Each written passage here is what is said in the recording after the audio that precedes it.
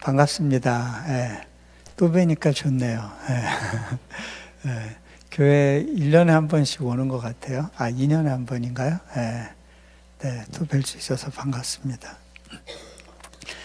여러분, 오늘 읽은 이 본문이 잘 이해되세요? 무슨 말씀인지 이해가 되세요? 이게 이렇게 사라지는 거구나. 클릭 안 되시는 분들 많으시죠? 예, 제가 저도 여전히 씨름하고 있는 주제예요. 근데 이제 조금 알 것 같은 부분들을 좀 여러분들하고 나누려고 해요. 근데 이거를 신학적으로 들어가서 분석해서 해결할 수 있는 방법은 없는 것 같아요. 왜냐하면 그렇게 해봐야 그게 내 삶에 적용이 돼서 그 삶이 사라지는 게 아니거든요.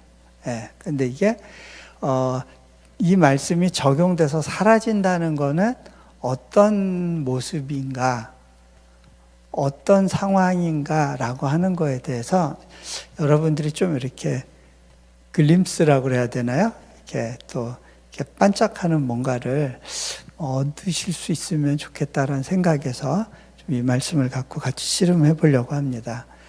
제가 잠깐 기도하겠습니다. 하나님, 오늘 이 시간 가운데 주님 빛을 비춰주셔서 말씀을 전하는 자의 입술과 그 생각을 또 지키시고 우리에게 필요한 것이 무엇인지를 너무 잘 아시는 하나님께서 하나님의 섭리 가운데 또 그 말씀을 전해주시고 이것이 또 우리 마음밭에 또 이해되고 새겨지고 적용되기를 소망합니다. 감사하며 우리 주 예수 그리스도 이름으로 기도합니다. 아멘. 자, 제가 한 가지 이제 그 예를 들어 드릴게요. 저희가 그 인도네시아에 저희가 사역하고 있는 그룹들 중에 그 아프간에서 온 난민들이 많이 있어요.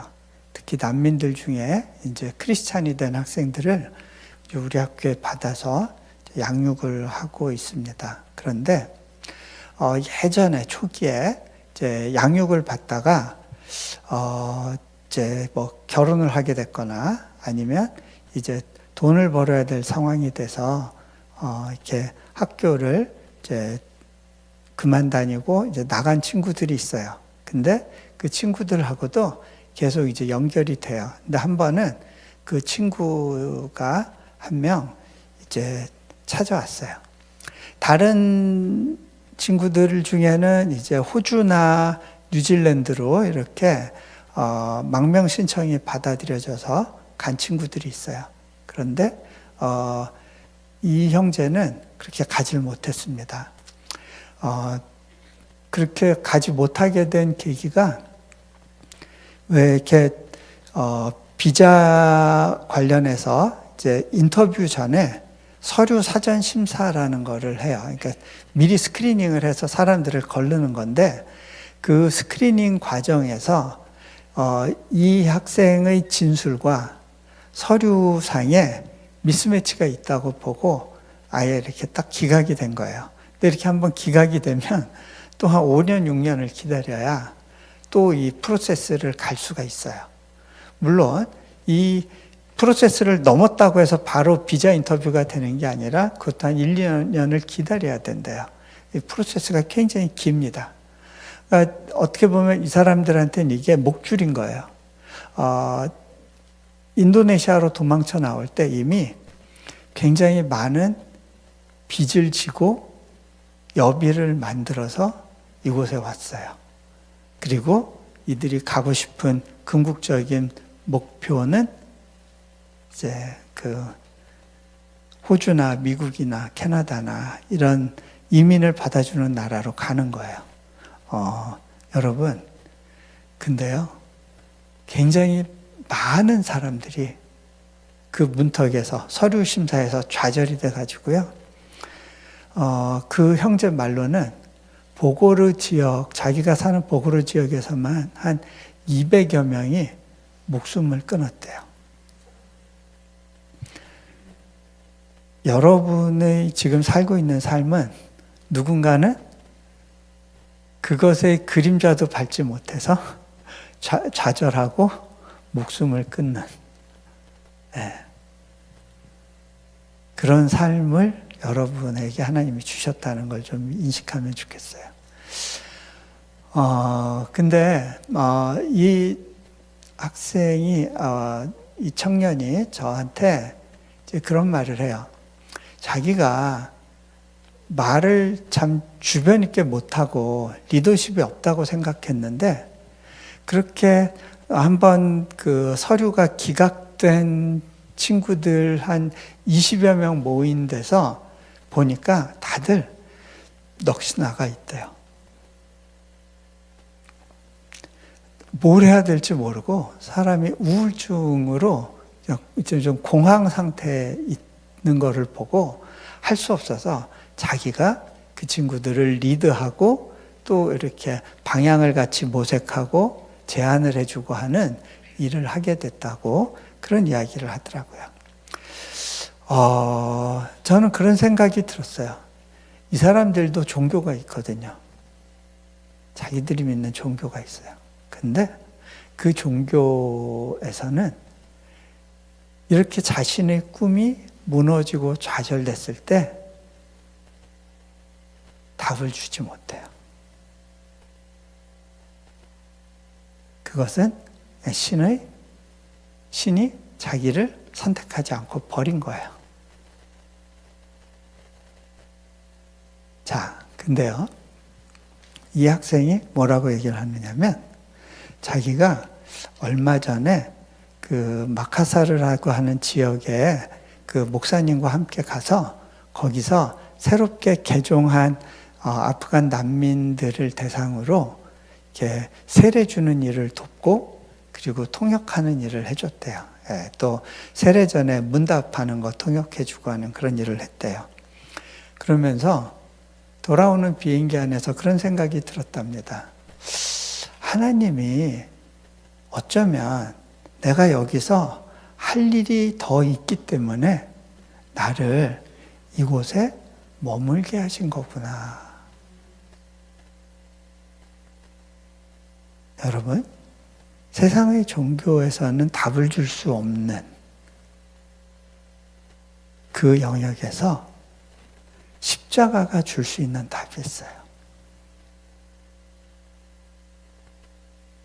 자, 또 하나 이야기를 해드릴게요. 제가 러시아에 이제 그때 이제 어떤 출장으로 가게 됐는데, 이제 그 러시아 중에서도 이제 시베리아, 울란우데라든가 뭐 이렇게 굉장히 좀 열악한 이제 공화국들을 이제 방문하게 됐어요. 그 중에 이제 치타라고 하는 공화국에 가게 됐는데, 그 치타는 그 스탈린이나 레닌이 거기서 감금돼서 복역 생활을 했을 정도로 거기는 너무 외딴 곳이었어요. 근데 거기에 굉장히 유명한 시베리아 지역에서 많은 목회자들이 주목하는 영적으로 뜨거운 교회가 있다고 해서 그 교회에 이제 방문하게 됐어요. 그 교회에 가서 제가 앉아 있었는데 목요일이었어요. 마침 그 목요일 날 모임이 하나 있었는데 그 사역자들이 모여서 서로 기도 제목 나누고 중보하는 그런 모임이었어요. 제가 거기에 초대받을 수 있었던 이유는 그 교회 담임 목사님의 비서가 우리 학교 졸업생이었어요. 예, 그 러시아에서 유학 와서 공부하고 돌아간 졸업생이었어요. 그래서 이제 그 자매가 통역을 해주면서 거기서 이제 이분들이 기도 제목 나누는 이야기를 들었는데, 한 형제가 이런 이야기를 나누더라고요. 저는 감옥에서 오랜 시간을 보냈던 사람입니다. 그런데 지금은 감옥에 있는 사람들을 대상으로 미니스트리를 하고 있습니다. 그러면서 이런 이야기를 해요. 시베리아 지역에서 죄수들이 넘쳐나는데 교도소들은 어떻게 해야 될지를 몰라서 막막해하는 걸 보고 내가 들어가서 그들에게 복음을 전하면 좋겠다 하고 교도소에 이렇게 문을 두드렸대요. 그런데 다 이제 공산주의 시스템 속에 있었던 그런 이제 사람들이기 때문에 교회에 쉽사리 문을 열어주지 않았대요. 그러다가 한 교도소가 그 죄수들은 넘쳐나고 어떻게 방법은 없으니까 어떤 도움이라도 좀 받으면 좋겠다. 그러면서 사람을 한 명 좀 찾고 있었는데 이분이 거기에 이제 찾아가게 됐대요. 그리고 나한테 시간을 주면 내가 이 죄수들을 대상으로 먼저 좀 강의를 하면 좋겠다. 그래서 그 죄수들이 가득 앉아 있는 자리에서 이 사람이 이제 말씀을 나눌 기회를 얻게 된 거야. 자기 간증을 하는데 이 사람이 보니까 마침 그 교도소가 자기가 예전에 복역했던 교도소였대요. 그래서 제가 여기 교도소에서 복역했던 죄수 출신입니다. 제 방번호가 몇 번이고 죄수 번호 몇 번이었습니다. 그러니까 사람들이 눈이 이렇게 탁 집중을 하더래요. 근데 저는 이제 밖에 나와서 오히려 감옥 안에 있는 사람들을 대상으로 제 이야기를 나누는 그런 사람이 됐습니다. 제 얘기 한번 들어보시겠습니까? 그랬더니 사람들이 환호를 하더래요. 계속 해봐. 그래가지고 자신의 삶의 간증과 예수님을 만나서 자신의 인생이 어떻게 바뀌었는지를 이제 나눈 거예요. 그 교도소의 분위기가 확 바뀌었대요. 그 바뀐 분위기를 보고서 이제 그 소문이 나니까 다른 교도소들도 계속 문을 열어서 이들을 초청을 하는데 지금은 혼자선 감당할 수 없고 팀으로 해야 되는데 너무나 많은 사람들이 도움이 필요하다고 중보해달라고 이렇게 기도 요청을 했어요. 두 번째 분이 나와서 또 이렇게 간증을 해요.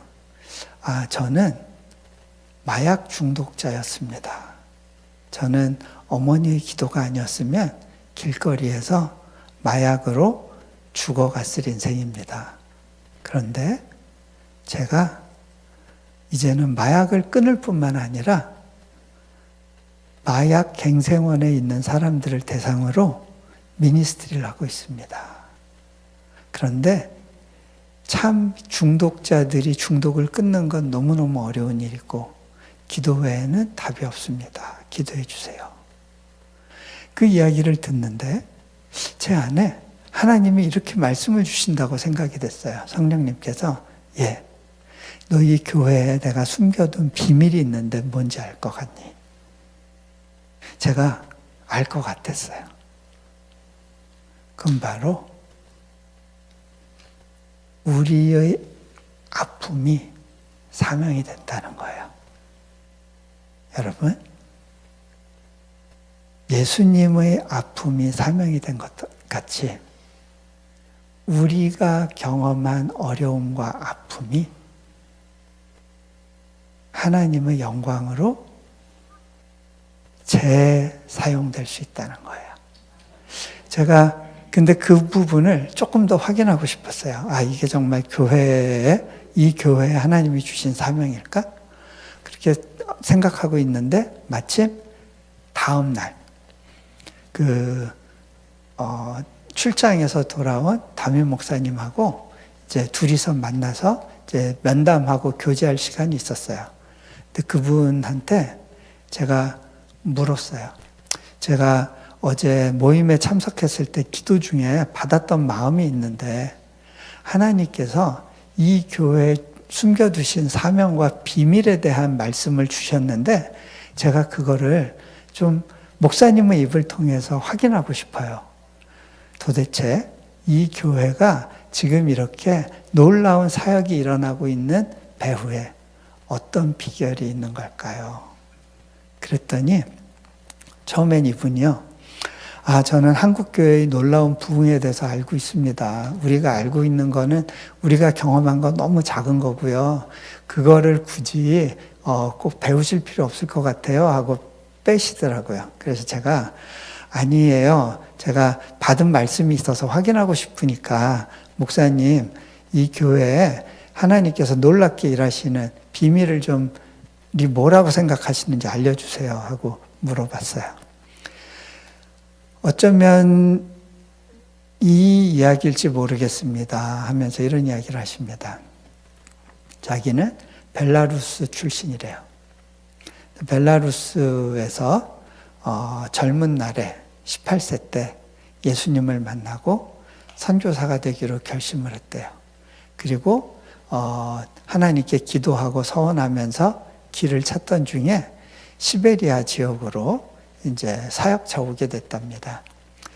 처음에는 열심히 잘 지내려고 했는데 언제부턴가 이 땅이 너무 버겁고 힘들고 싫어졌대요.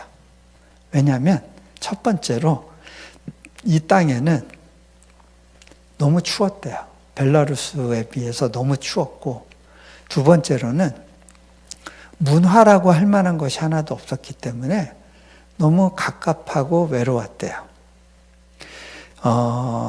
그래서 사역도 일어나지 않고 내가 언제 이 사역을 정리해야 될까를 고민하기 시작하는 어느 시점이었는데 하루는 고등학교 3학년이었던 자기 아들이 친구 집에 놀러 갔다가 돌아오질 않았대요. 그래서 밤새 이 아들을 찾아서 이제 주변을 헤맸대요. 아들에 대해서 수소문하고 그리고 교회에서 사람들이 그 사실을 알고 며칠 동안 이 아들을 찾으러 막 돌아다닌 거예요. 그러다가 결국 이 아들이 시신으로 발견이 됐어요. 너무 마음이 아프고 슬퍼서 이제 내가 이 시베리아 땅을 떠날 너무 확실한 이유가 생겼다 라고 생각을 했대요. 그리고 가족들이 모여서 우리가 한 번이라도 그래도 같이 기도하고 하나님이 떠나도 좋다라고 말씀하시는 그 소리 듣고 그리고 떠나자 이렇게 마음을 먹고 같이 기도를 했답니다. 그런데 기도하던 중에 이 목사님이 떼굴떼굴 구르면서 울기 시작했어요. 또 사모님이 같이 굴르면서 울기 시작했어요. 왜 그랬냐면요. 목사님과 사모님에게 동일하게 하나님이 주신 말씀이 있었어요. 그 말씀은 뭐였냐면 내가 너에게 새로운 사명을 줄 거야. 너희 교회의 모든 성도들이 복음을 가지고 이 지타 지역의 모든 시민들에게 나아가서 그 복음이 너의 아들을 죽인 그 살인자에게까지 미치게 해라. 실은 그 살인자 범인을 찾으려고 노력을 했을 때 그 지역의 정보 책임자가 찾아와서 너 더 이상 이렇게 문제를 일으키면 니네 교회 문 닫게 할 거야 하고 강하게 경고를 하고 갔었거든요. 그래서 이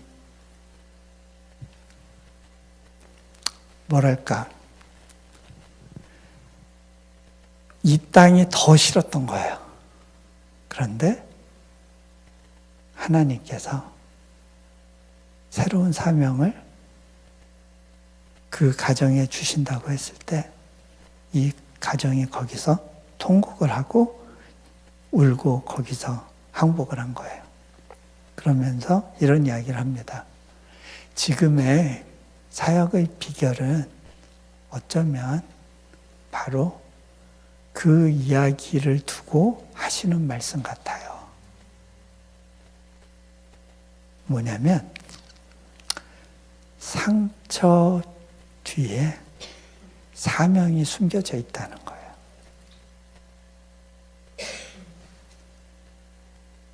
십자가 뒤에 십자가와 우리 사명이 같이 가요.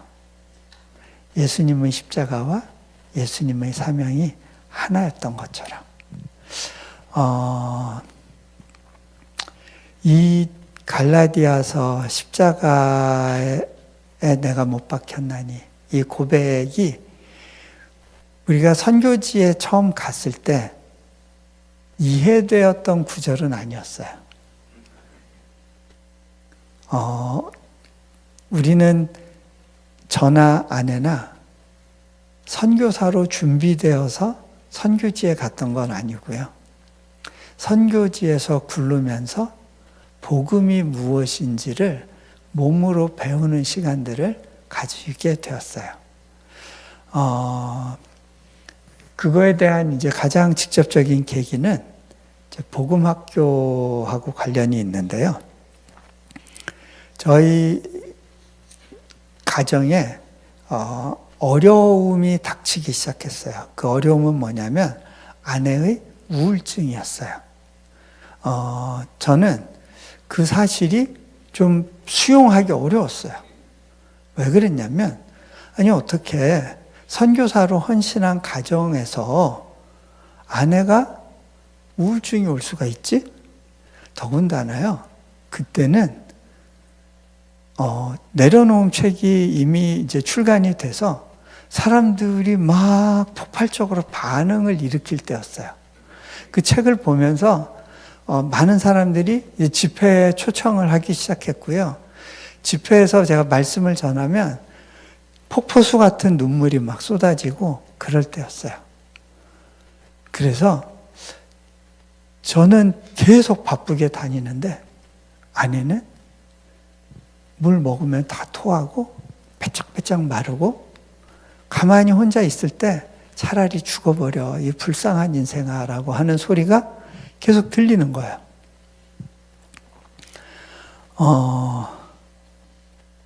사람이 죽겠더라고요.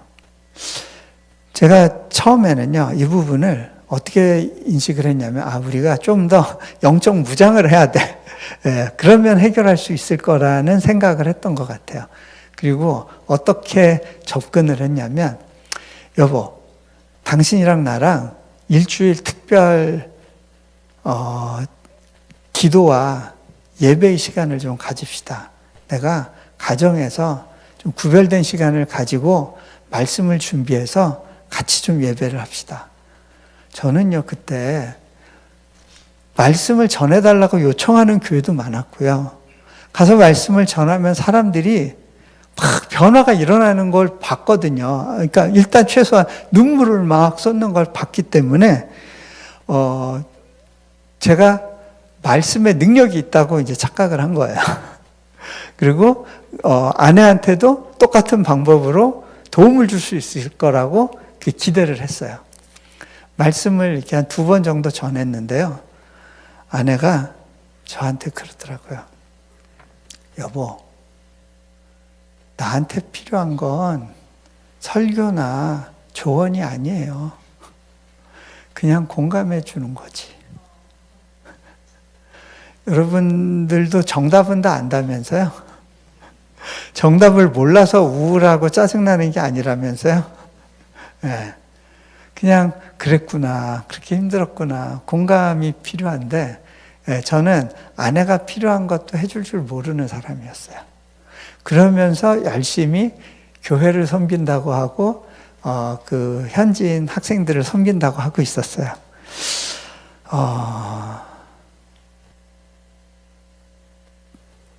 저는 그때 이제 아내가 저한테도 속상하고 힘든 게 있었다는 걸 몰랐던 것 같아요. 아내는 뭔가 잘해보려고 했는데 계속해서 막히는 경험을 하고 아무런 돌파도 못하는 데다가 다들 자기를 붙잡고 늘어지고 이렇게 비방한다라고 생각을 한 거예요. 남편은 도와주진 않고 밖으로 멀리 돌고 있고 애들은 엄마 다리 붙잡고 안 떨어지고 매일 아침 학교 보낼 때마다 엄마 떨어지기 싫다고 울고 징징징징 거리고 둘째는 엄마 품에서 떨어지질 않아가지고 하도 화가 나가지고 애를 그냥 침대에 내동댕이 친 적이 있었대요. 그러고 난 다음에 아이고 나는 나쁜 엄마야 하면서 또 자책해서 또 힘들고, 예, 이제 악순환이죠. 예. 그런 시간을 보내고 있었는데 남편인 제가 도울 수 있는 방법이 없더라고요. 밖에 나가면 말씀으로 은혜를 끼치는 것 같은데 정작 가정에서는 어떻게 해야 될지 모르는 상황이었어요. 그런 가운데 아내한테 내 힘으로는 안 되니까 다른 사람 도움이 필요하겠다 싶어서 이제 어디 좀 수련회 같은 데 가면 좋겠다고 얘기를 했는데 마침 그 복음학교라는 프로그램이 몽골에서 선교사와 또 거기에 그 현지인 지도자들 대상으로 이제 열린다는 이야기를 듣고 아내를 이제 그 프로그램에 이제 추천해서 보내게 됐어요. 아내가 거기서 일주일 프로그램을 마치고 이제 제가 아내를 픽업하러 갔는데 아내가 이제 차에 탄 다음에 가면서 제가 눈치 보면서 물어봤어요. 좀 어땠냐고. 아내가 하는 말이 여보, 나 우울증 이길 수 있게 됐어요. 이제 뭘 먹어도 소화가 되는 거를 경험했어요. 이제 더 이상 위가 아프지 않아요. 네, 그러는 거예요. 그리고 설사 증상도 없어졌대요. 제가 너무 반갑기도 하지만 놀라서 도대체 뭐 때문에 그렇게 바뀌었냐고 아내한테 물어봤어요. 그랬더니 아내가 오늘 읽은 이 말씀을 이야기하는 거예요. 자신이 십자가에 못 박혀 죽어야 된다는 사실에 대해서 이해했을 뿐만 아니라 그 과정을 수련회 기간 중에 지나갔다라는 고백을 하더라고요. 그때 제가 아내한테 그 얘기를 했어요. 여보, 근데 있잖아요.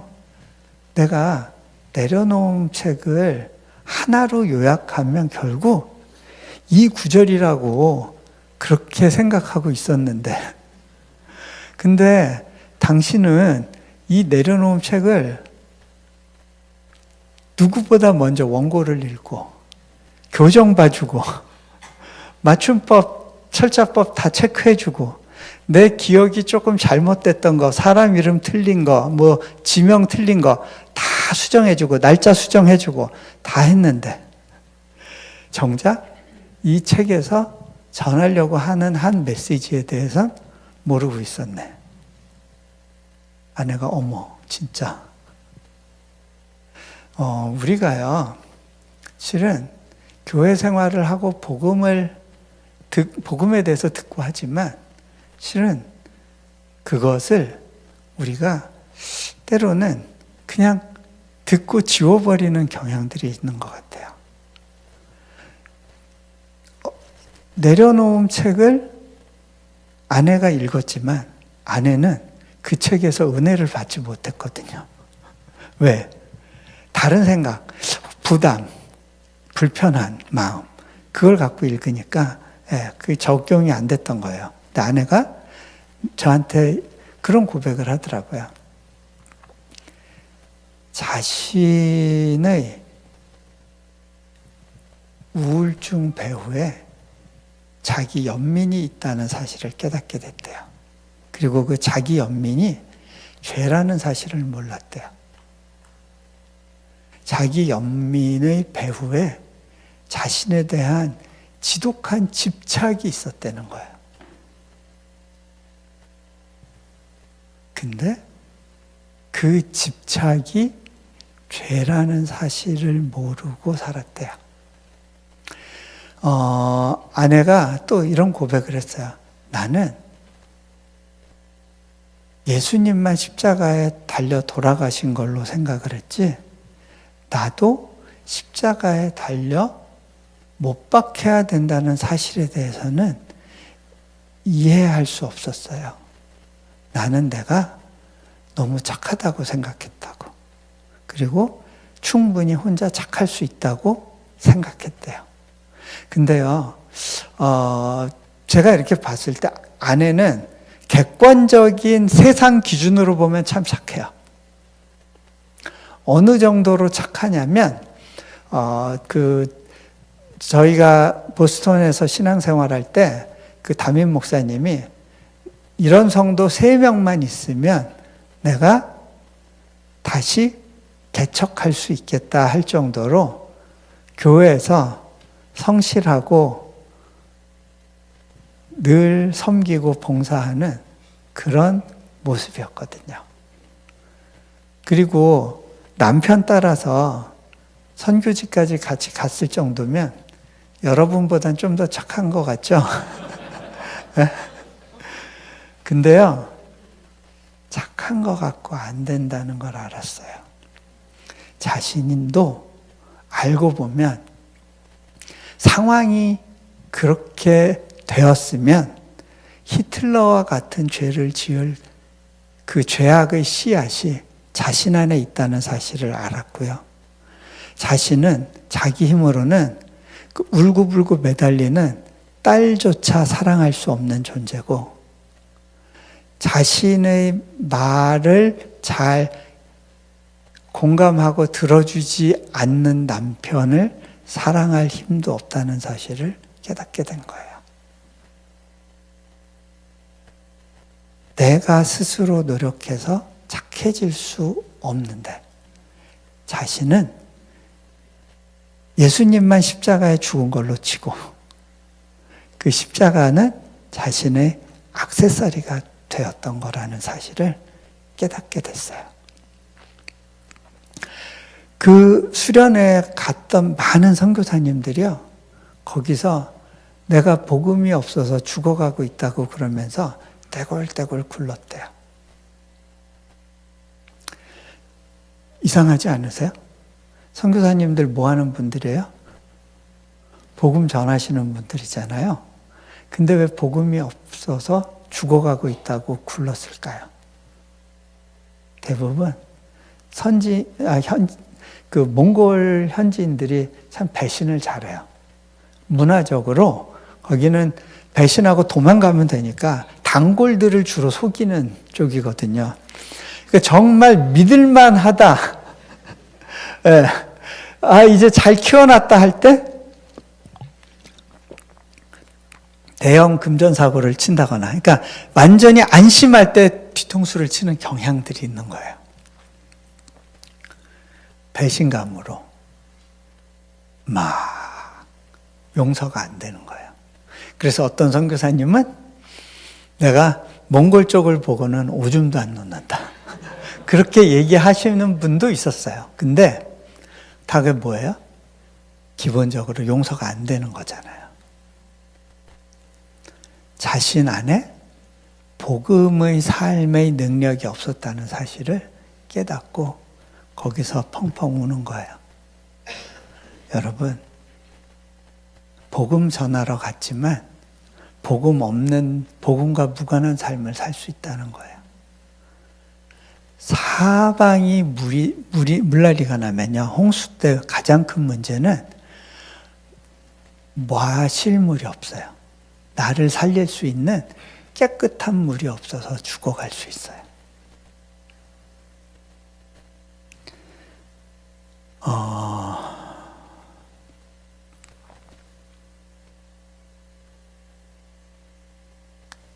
우리가. 근데 어떻게 죽을 것이냐? 어떻게 죽을 것이냐? 십자가에, 그래, 못 박혀야지. 대못 꺼내가지고 쾅쾅쾅 못 박으면 해결될까요? 이 손으로 못을 박았는데 이 손은 어떻게 해요? 여러분, 우리가 십자가 외치는 거는 쉬운데요. 문제는 그러면서 우리가 더 자기 의의를 드러낼 수도 있어요.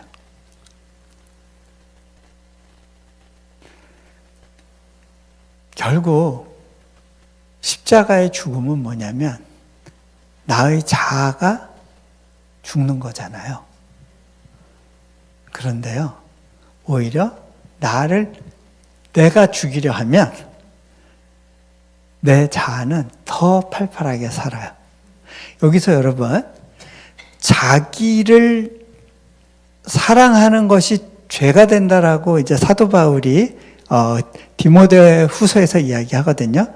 말세에 고통하는 때가 일어나니 사람들이 자기를 사랑하고, 죄 중에 첫 번째가 나와요. 근데 여기서 자기를 사랑하는 게 죄라는 것이 내가 하나님 안에서 자존감을 가지면 안 된다는 의미가 아니에요. 그리고 나를 보호하고 챙기고 가꾸는 것이 중요하지 않다는 얘기도 아니에요. 자, 여러분에게 있어서 십자가에 못 박힌다는 건 어떤 의미일까? 어떤 의미일까? 자, 결국 내려놓음에 대한 그 설명하고 이게 같이 갈 수 있는데요. 한번 생각해 보세요. 아브라함을 하나님이 부르시죠. 너 본토 친척 아비집을 떠나서 내가 너에게 지시할 땅으로 가라. 그리고 나서 하나님이 아브라함에게 복을 주시기로 했어요. 그리고 아브라함이 바라지도 않았는데 굉장히 많은 복을 주셨어요. 아브라함한테 제사를 바치라고는 했지만 아브라함의 재물을 네가 그 재물의 절반을 내게 줘. 아니면 그 재물 다 나한테 줘. 라고 아브라함이 가진 거를 달라고 하신 건 없었어요. 그런데 딱 하나, 아브라함이 가장 소중하게 생각하는 것, 자신의 삶의 의미라고 생각되는 것, 자신의 삶에 있어서 가장 보람이라고 생각되는 그 하나에 대해서 너 그거 내게 바칠 수 있니? 물어보셨어요. 결국 뭐냐면 너의 삶의 우선순위가 어떻게 되니? 라고 하는 질문이에요.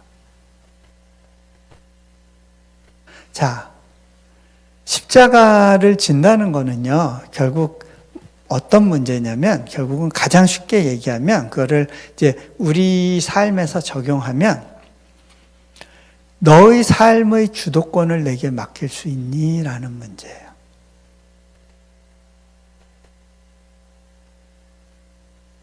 너의 삶의 주도권을 내게 맡길 수 있니? 근데 이거를요, 조금 더 풀면 이렇게 볼 수 있을 거예요. 너의 필요를 너 스스로 채우려 하지 않아도 너는 여전히 안전하다는 걸 믿니? 너 스스로 너의 인생을 가꾸고 보호하고 책임지지 않아도 된다는 사실을 너는 진실로 인정하니? 자, 결국 이게 이렇게 얘기하면 지금 다들 지금 이제 멍하신 것 같아요. 나 피곤한데 왜 어려운 얘기하고 있어요? 뭐 그런 분위기야. 쉽게 설명하려고 했는데 지금 이제 딱 난관에 부딪힌 거예요. 이게 왜냐하면 영적으로 제일 어려운 문제거든요. 예. 삶에서 제일 어려운 문제거든요. 특히 이민 생활 하시면 여러분들 다 어떻게 생각해요? 내 인생 책임져 줄 사람 아무도 없어. 내 가족 내가 책임져야 돼. 내 인생 내가 증명해야 돼. 내가 가치 있는 존재라는 걸 내 스스로 확인시켜줘야 돼. 각인시켜줘야 돼. 그게 여러분이 갖고 있는 앵자이어티이자 여러분 깊숙한 곳에 여러분을 움직이는 동력일 거예요. 제가 왜 잘 아냐면 저도 그렇게 살았으니까.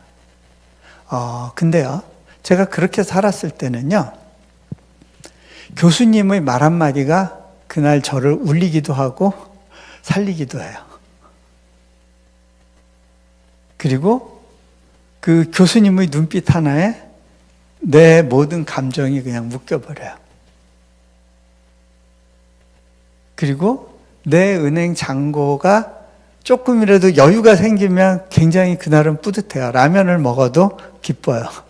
근데 이 잔고가 막 바닥을 치잖아요. 그러면 라면을 먹으면서 불안해요. 이러다 내가 영양실조 걸려서 여기서 고생하는 거 아니야? 네, 불안해요. 네.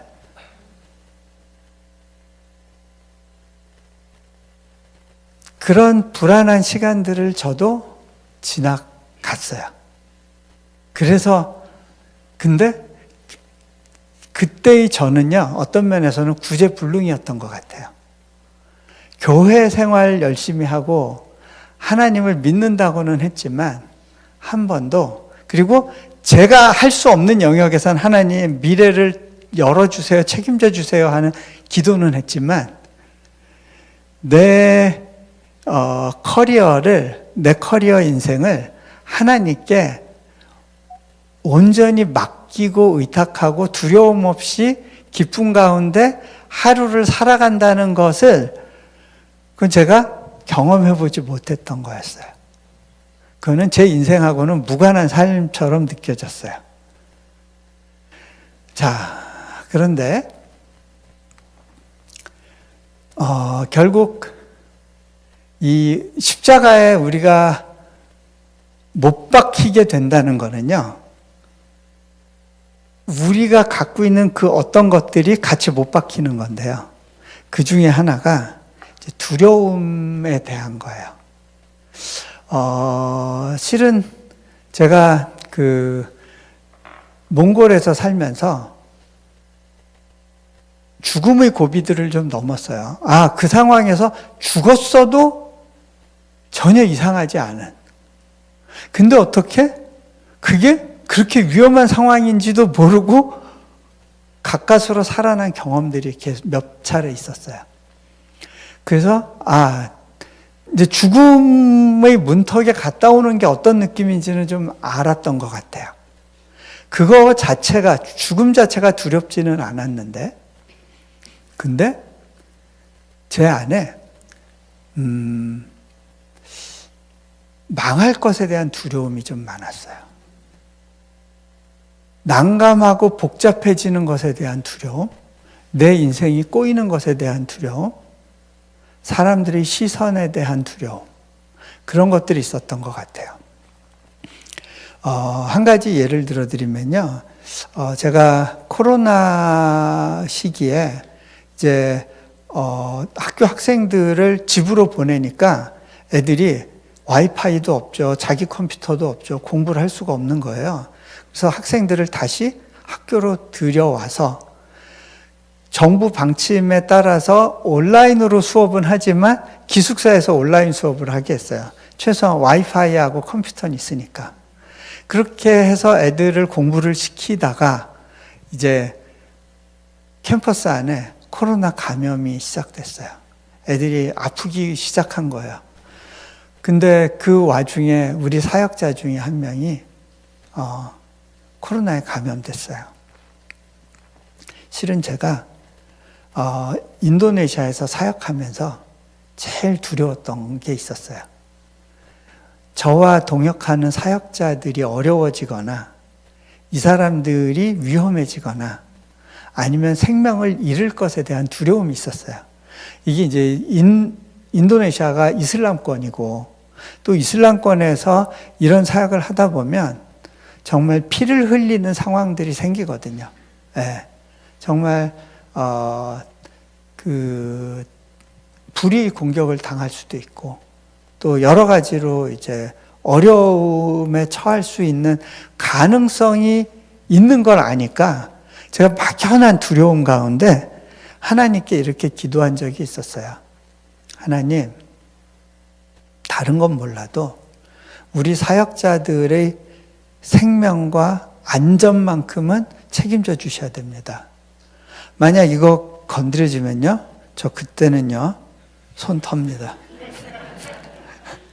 뭐 마치 하나님이 저를 너무 필요로 하시는 것처럼 기도를 그렇게 했어요. 저 손 텁니다. 예, 알아서 하세요. 예, 이거는 하나님 지켜주셔야 됩니다. 예, 그게 기도한 적이 있었거든요. 근데 코로나 때 이제 우리 사역자 중에 한 명이 심하게 아픈 거예요. 병원에 입원했는데 산소 포화도가 계속 떨어진다고. 이 사람이 여러 가지 성인병이 있다 보니까 이제 다양한 가능성들이 이제 머릿속으로 떠오르는데 어떡하지? 비행기 태워서 한국으로 보내야 되나? 이 상황에 보낼 수도 없을 텐데 하나님 어떡해요? 어떡해요? 제가 이제 무릎 꿇고 하나님 도와주세요. 살려주세요. 기도하는데 기도하던 중에 문득 하나님이 제게 물으신다고 느꼈어요. 너 옛날에 나한테 손 턴다고 기도했던 거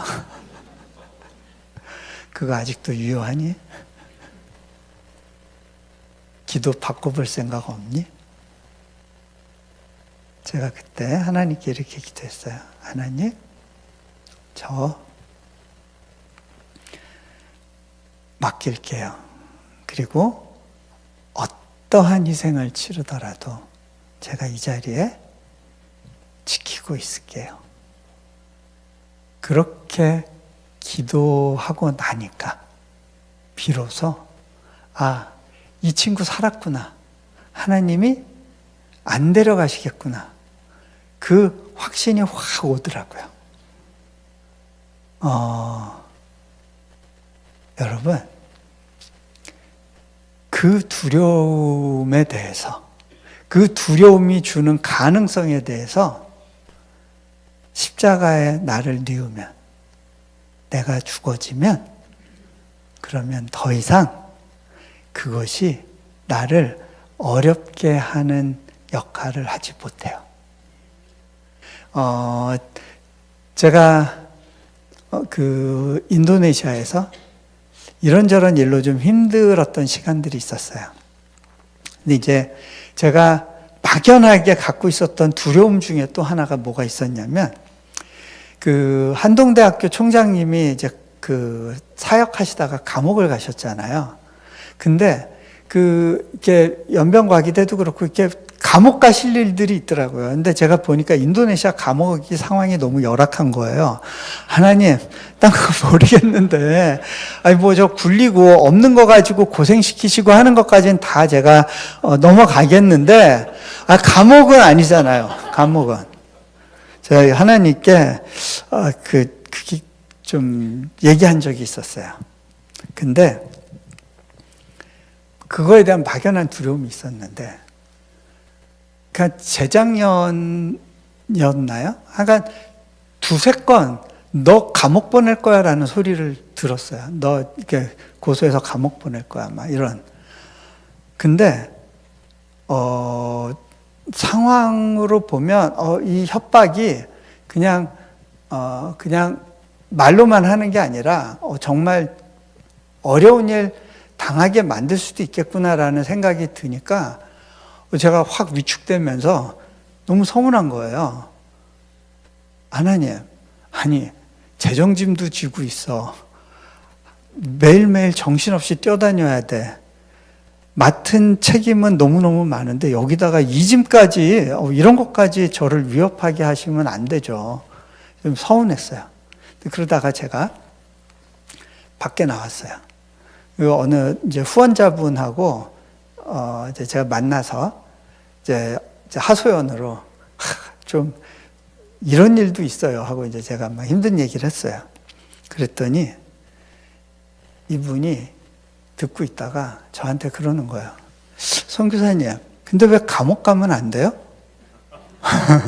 남의 얘기를 하고 좀 쉽게 얘기하시나? 그랬어요. 왜 감옥 가면 안 돼요? 그러면서 하시는 말씀이, 아니, 사도 바울도 감옥 가고 예수님의 제자들도 감옥 수시로 갔는데, 아니, 예수님의 제자로 살면서 감옥 가는 게 뭐가 그렇게 무서워요? 그러는 거예요. 근데 거기다가 또 이렇게 얘기하세요. 아니, 선교사님 감옥 가시면 그때부터 뭐 중보 기도가 엄청 쌓이고 사람들이 여기저기서 막 후원 엄청 할걸요? 아마 학교 재정 문제 다 해결될걸요? 그렇게 얘기를 하시는 거예요. 근데 막상 그 얘기를 듣고 나서 아, 그치. 그게 왜 무서워할 일이지? 가면 되는데 뭐가 그렇게 무서운 일이지? 그 생각이 드는 거예요. 근데요, 아, 그럴 수도 있지 생각하고 나니까 그 감옥에 대한 위협이 처음에는요, 호랑이의 어흥처럼 느껴졌어요. 내가 피해자고 내가 너무 불쌍한 사람인 거예요. 근데요, 그럴 수도 있지 생각하고 나니까 아니, 나는 그치, 내가 십자가에 달린 사람인데 그렇게 생각하고 나면 그 위협이 고양이의 야옹이 되더라고요. 심지어는 그 위협하는 사람이 미워지지도 않더라고요. 불쌍해지는 거예요.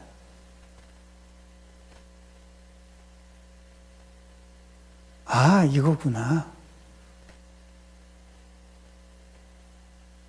여러분, 우리가 십자가에 우리를 온전히 놓이고 우리가 갖고 있는 고민과 두려움을 그 십자가에 같이 못 받게 하면 거기서 오는 자유가 있어요.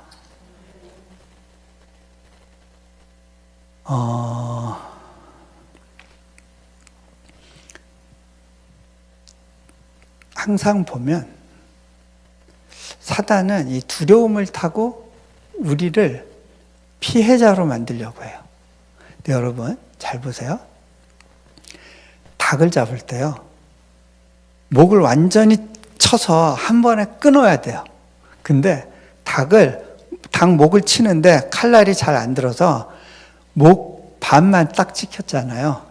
그리고 닭이 꼬댁하고 풀려서 도망가잖아요. 어떻게 되는지 아세요? 꼬댁하고 막 그 마당을 다니면서 피바다를 만들어요. 이게 반쯤 죽은 사람의 모습이에요. 이게 실은 우리 모습이에요. 내가 너무 불쌍해. 내가 얼마나 헌신했는데. 내가 얼마나, 근데 사람들이 내 가치를 몰라줘. 불쌍하다, 내 인생. 씹는데 너무 달콤한 거예요. 자, 두려움과 관련해서 하나만 더 얘기할게요. 제가 인도네시아에 가서 노바디로 살아야 됐어요. 아무것도 아닌 사람으로 살면서 우리 학교 사역에 대해서는 밖으로 전혀 알릴 수도 없었어요. 이제 보안 유지가 필요했기 때문에. 그러면서 재정은 들어올 곳이 하나도 없는 거예요. 그런데 그때 저에 대해서 이제 이단이라고 막 고소하고 막 이제 막 그 인터넷에 글을 쓰고 하여간 이용규 선교사 그러면 막 그게 연관 검색어로 뜨게 해가지고 막 이제 그 괴롭히려고 작정한 분들이 있었던 것 같아요. 아마 질시였었는지는 잘 모르겠는데 그렇게 막 어렵게 하시는 시간들이 있었어요. 근데 그때 제가 갑자기 마음이 무너지더라고요. 하나님, 이러시기에요?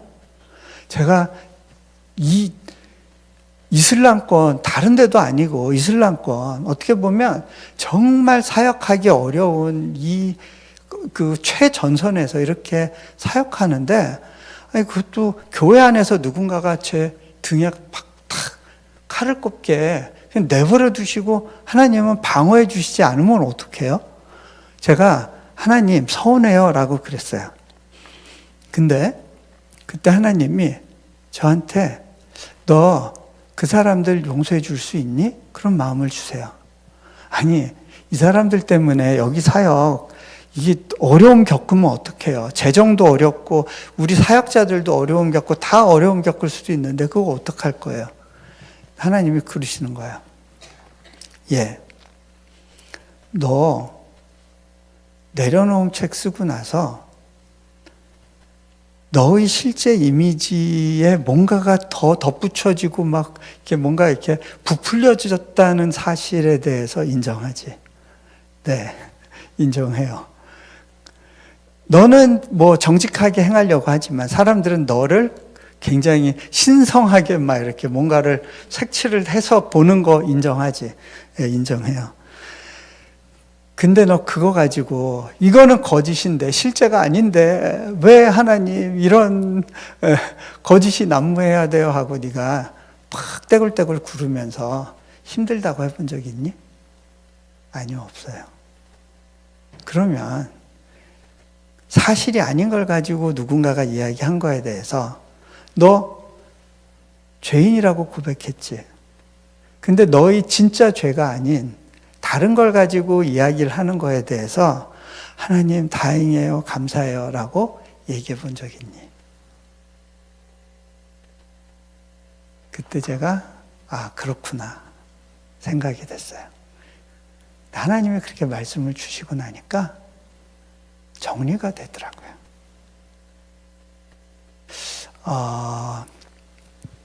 결국 그 과정을 가는 거예요.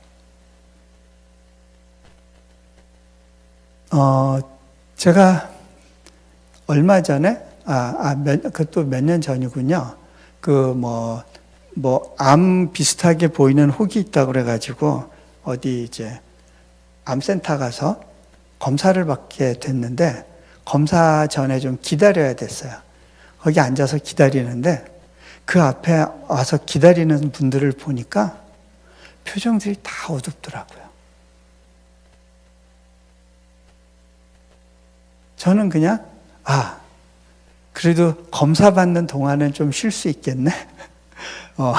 그래도 눈 감고 있을 수 있겠네? 그런 마음으로 가는 저를 보면서, 예전에 나하고 지금 내가 달라졌구나. 죽음의 가능성에 대해서 대하는 방식이 달라졌구나. 죽음의 문제가 두려움의 대상이 아닌 거예요. 언제든 하나님이 나를 불러주실 때가 있을 거고, 그때 내가 기쁨으로 하나님 앞에 갈 수 있는 준비를 이 땅에서 하는 거고, 그리고 또 하나님이 가장 좋은 때에 나를 그곳으로 보내실 것에 대한 믿음이 생기는 거예요. 여러분, 우리가 십자가에 못 박혀도 억울하지 않은 이유가 있어요. 억울하지 않을 수 있는 이유는 뭐냐면요. 어떨 때 그게 가능하냐면 하나님의 신실하심이 내 삶을 끌어안고 보호하고 가시고 하나님은 내게 가장 좋은 것을 주시기를 원한다는 사실이 자연스럽게 고백될 수 있을 때예요. 그거를 조금 더 설명을 해야 되겠어요. 그래서 십자가가 너무 쉽게 쥐어질 수 있는 이유는 뭐냐면 하나님이 어떤 분이신지 알고 그분의 신실하심이 믿어지는 거. 그게 핵심이에요. 자, 그 부분을 조금만 설명할게요. 제가 저희 그 집에 이제 둘째가 태어났을 때 큰애를 데리고 이제 둘째는 엄마랑 병원에 있는 가운데 첫째만 데리고 제가 집에 간 적이 있었어요. 근데 아이가 표정이 너무 어두웠어요.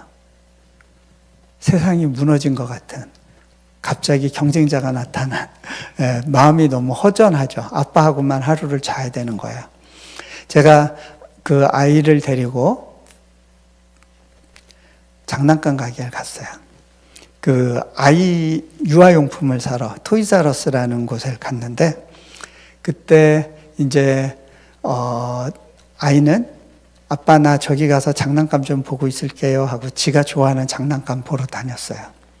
근데 그 당시에 저하고 아이는 약속을 하고 지키려고 애쓰는 것이 있었어요. 그건 뭐냐면, 암만 자기가 보고 좋은 물건 가지고 와서 아빠한테 사달라고 뗐어도 아빠는 안 사준다. 기다려야 된다. 언제까지? 뭐 땡스기빙 아니면 생일, 크리스마스 이렇게 기다렸다 사는 거지 그 자리에서 바로 선물 사는 거 아니다. 좀 어렵지만 그거 가르치고 있을 때였어요. 아이가 이제 자, 아빠 물건 다 골랐는데 이제 가야지 동현아 그랬더니 걔가 나오는데요. 이번에도 뭔가를 이렇게 딱 집었어요. 근데 딱 이렇게 뒤에 딱 숨겨가지고 제 앞에 나타나요. 그러면서 저한테 한마디 해요. 아빠한테 보여주고 싶은 게 있어요. 근데요, 이거요, 안 사주셔도 돼요. 그냥 보기만 하세요. 근데 제가 그걸 딱 보니까 자기 좋아하는 그 닌자 터틀, 색칠 공부책 얼마 하지도 않는 거였어요. 근데 제가 그때 마음이 울컥했던 게 얘가 지금 동생이 생겨서 마음도 힘들 텐데 제가 아이를 이렇게 끌어안았어요. 그러면서 물어봤어요. 동현아, 너 이거 갖고 싶어?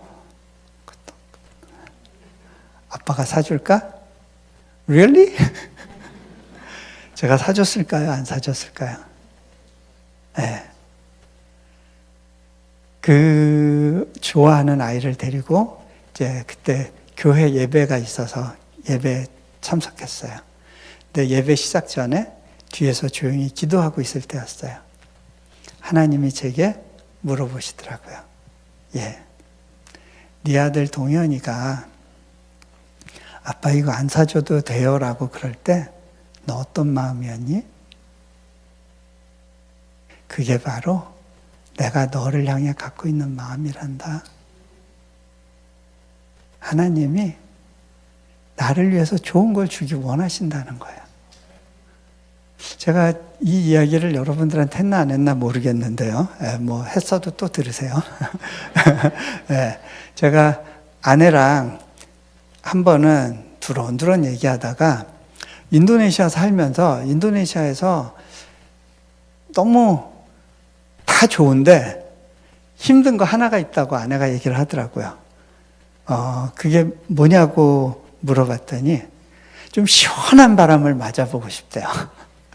자, 인도네시아는요, 두 개의 날씨밖에 없어요.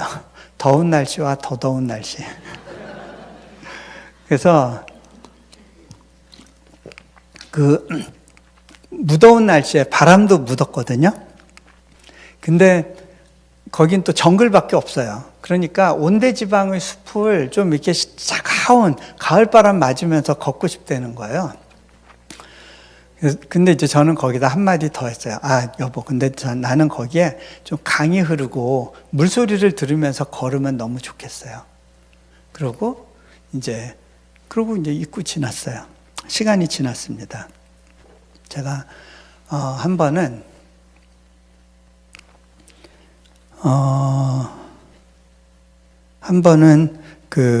그때가 4월 부활주일이었어요. 부활주일, 한 2년 전에 약속이 잡힌 멜번에서의 집회가 있었는데 거기에 갔더니 좀 집회가 수련회 형태로 하면서 수련회 장소 늘 가던 곳으로 갈 수 없게 돼서 장소가 바뀌었는데 그곳으로 갑니다 하는데 산장으로 가는 거예요. 산장에서 거기 이제 혼자 나와서 산책을 하는데 거기에 숲이 있고 숲을 지나서 이렇게 가다 보니까 거의 야라강 상류 지역이래요. 강을 만났어요. 그리고 걷고 있는데요. 차가운 바람이 휙 부는 거예요. 여러분, 남반구의 4월은 가을의 한복판이에요. 바람이 샥 부는데 그때 하나님께서 제 마음 가운데 서프라이즈 이렇게 말씀하신다고 느꼈어요. 놀랬지. 내가 준비한 거야. 하나님께서요, 우리를 너무 배려하시고 우리의 삶의 아주 세밀한 부분들을 챙기시고 도우시는 분이에요. 근데 그분이 경우에 따라서 이거 지금 안 돼. 어쩔 수 없어. 이거는 그만! 이라고 말씀하신다면 이유가 있는 거예요. 주님, 그저 주님께 맡겨드립니다. 라고 고백하는 거. 그게 결국 내 결정권을 못 받고 주님 따르는 여정 속에서 나타나는 일이더라고요. 자, 하나님이 저한테 50억을 빚지게 하신 적이 있었어요. 첫 번째 건물 지을 때 굉장히 큰 재정이 필요했어요. 하나님 이거 어떻게 해요? 해결해 주세요. 1년 안에 그 재정을 만들어야 되는데 하나님은 어떻게 해요? 하나님이 좀 웃으면서 가질 수 없겠니? 그렇게 말씀을 주시더라고요. 웃어보래요. 여러분 50억 빚지고 웃어져요? 근데요, 제가 깨달았어요. 그 50억의 빚을 지게 하시는 이유가 하나님의 선하신 계획 때문이라는 거예요. 제가 그러면서 내려놓음에 대해서 또 한 단계 스트레칭 하면서 배운 게 있는데, 하나님이 내게 주시는 그 부담을 기꺼이 져보는 거예요. 그거 저도 안 망하더라는 거예요. 하나님의 대책이 있고요. 그 다음 준비하심이 있다는 것을 배우게 돼요. 그렇게 부담을 지고 가도 안 망하더라고요. 자,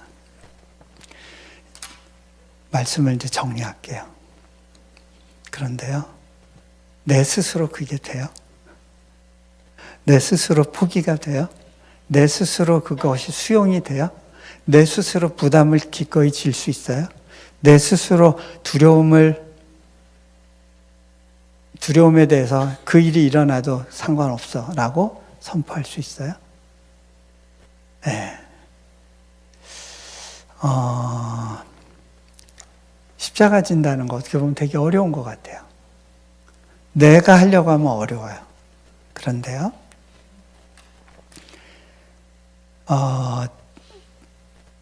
전에 어느 선교사님이 이런 비유를 든 적이 있었는데, 이걸로 설명하면 되겠다 하는 게 있었어요. 뭐냐면,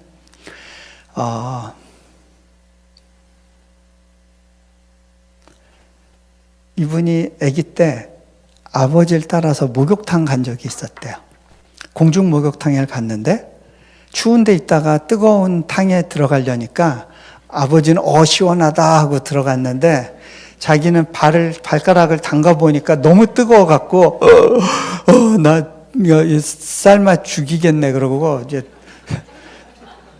밖으로 튀었대요. 그러고서는 저기 한쪽 구석에서 물장난하고 놀고 있었는데 아버지가 먼저 들어가서 몸을 녹이고서 들어와라, 괜찮대도 싫어요, 뜨거워요, 무서워요. 거짓말 그랬대요.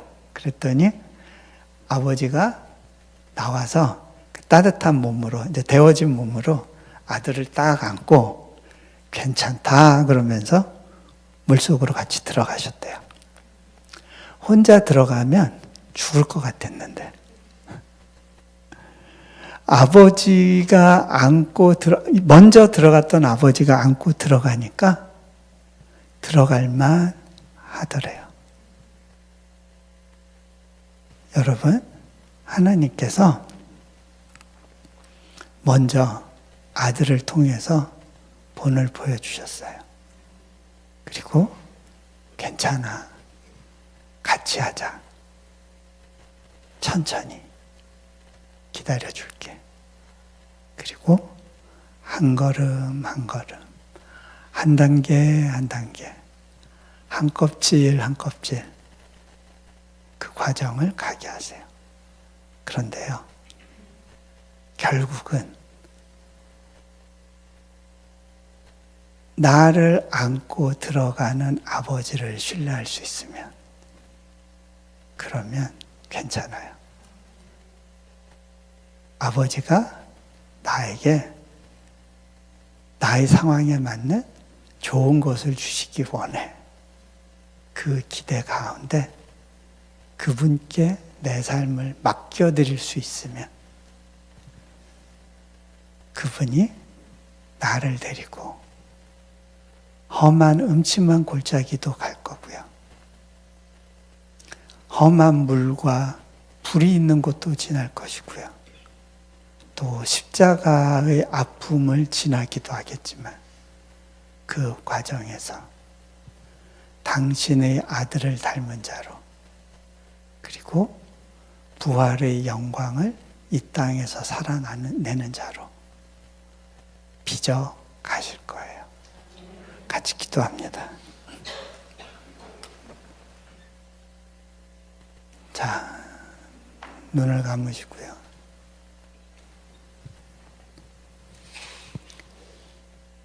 우리 선한 좋은 아버지 그분께서 말씀하십니다.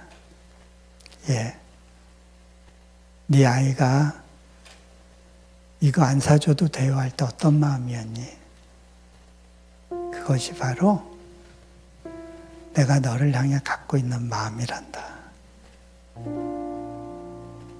그분은 우리 삶에서 가장 선한 계획을 가지시고 젠틀하게 우리 삶을 인도해 가십니다.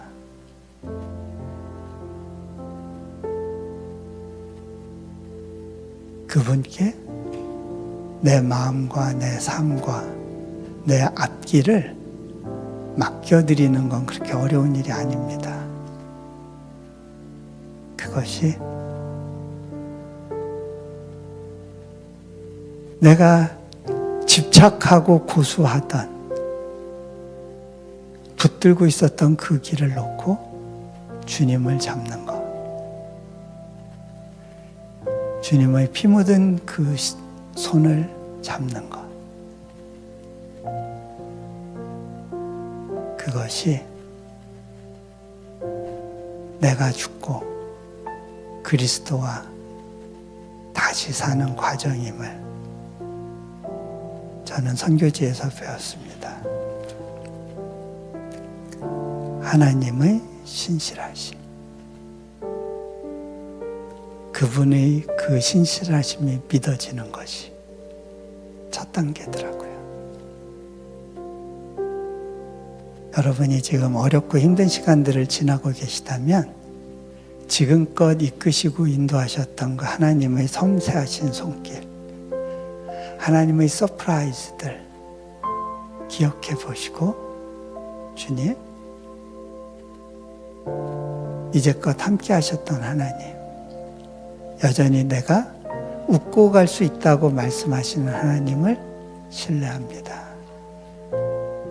이렇게 주님께 잠시 맡기고 올려드리는 시간 가지면 좋겠습니다. 같이 기도합니다. 주님, 그렇습니다.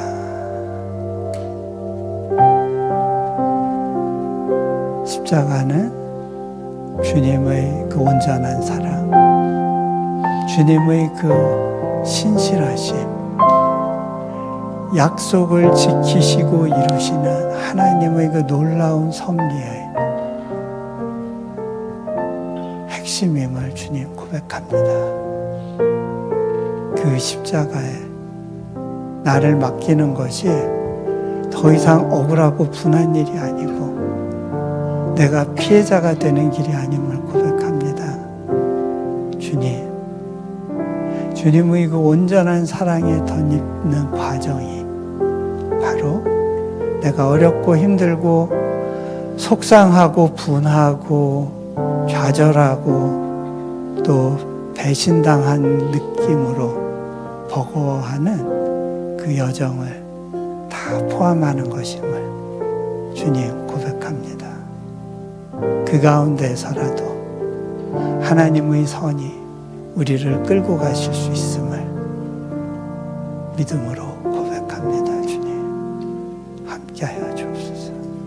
주여 도우소서. 주님 주님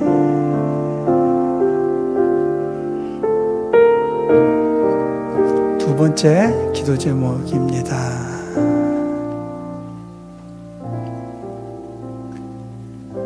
우리는 내가 원하는 것을 이루기 위해서 신을 찾을 수 있습니다. 그런데요, 그런 신앙 체계 속에서는 고난을 담아낼 수가 없습니다. 아픔의 의미를 해석할 수가 없더라고요. 그리고 그 고난 뒤에 하나님이 숨겨두신 그 놀라운 사명과 복음의 영광을 알 수 있는 방법이 없습니다.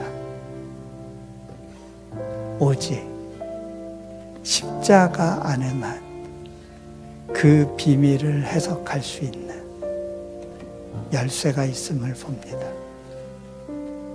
여러분이 경험한 아픔과 어려움과 막막함과 어려움들, 이 모든 것들 배후에 하나님의 특별한 십자가 사랑,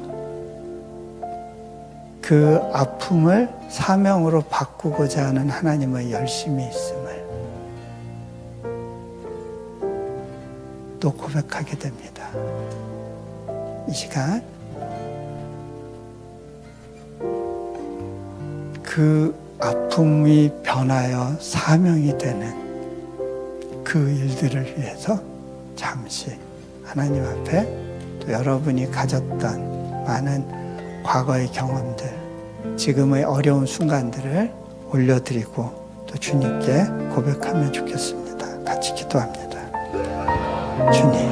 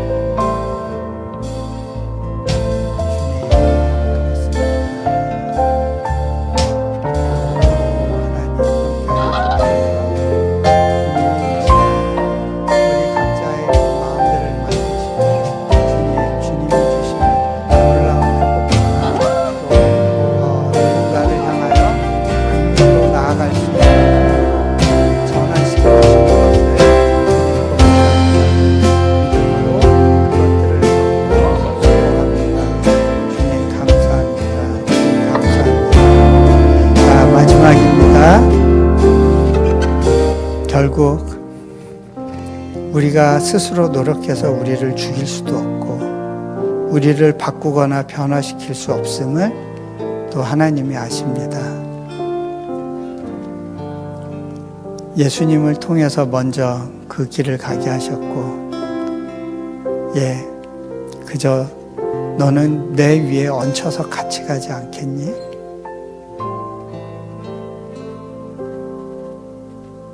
내가 너의 손을 잡아줄게. 지금은 두렵고 분하고 속상한 그 과정을 지나가겠지만 내 피 묻은 손과 함께 그 길을 통과해 보지 않겠니?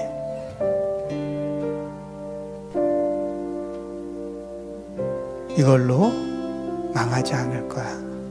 그리고 십자가를 경험한 사람은 망해도 그것이 끝이 아니란다. 주님이 말씀하시는 그 말씀 가운데 여러분을 의탁해 보시지 않겠습니까? 그분의 내미는 손에, 그 피 묻은 손에 여러분의 손을 포개 보지 않겠습니까? 알고 보면 저같이 겁이 많고 이기적인 사람에게도 그렇게 어렵지 않은 길이더라고요. 혼자 가려면 못 갈 길이지만 예수님이 같이 가주시겠다고 하고 그 길에서 안내해주고 나니까 그거는 너무 평안하고 기쁜 길이었습니다. 억울하지 않더라고요. 분하지 않더라고요. 감사하더라고요. 하나님이 날 믿어주셔서 함께 해주셔서 그리고 여러분들도 지금 그 길을 가고 계십니다. 아직 완주한 건 아니지만 그 여정 가운데 주님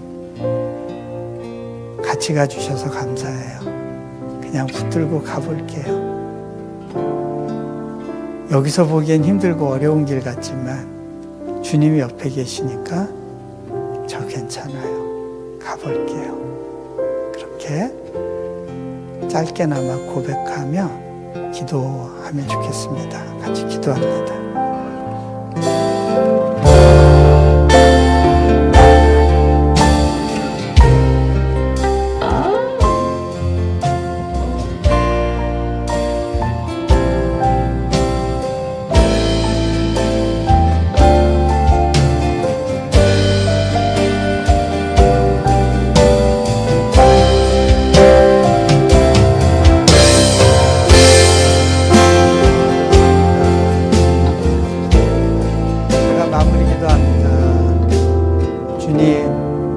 그렇습니다. 세상은 알 수 없는 내가 죽어서 주님과 함께 살고 이제 더 이상 내가 사는 것이 아니라 내 안에 그리스도께서 나를 대신해서 살아주시는 것, 그것을 머리가 아닌 몸으로 삶으로 경험하고 살아내고 증거할 수 있도록 주님, 이곳 우리 하트포트의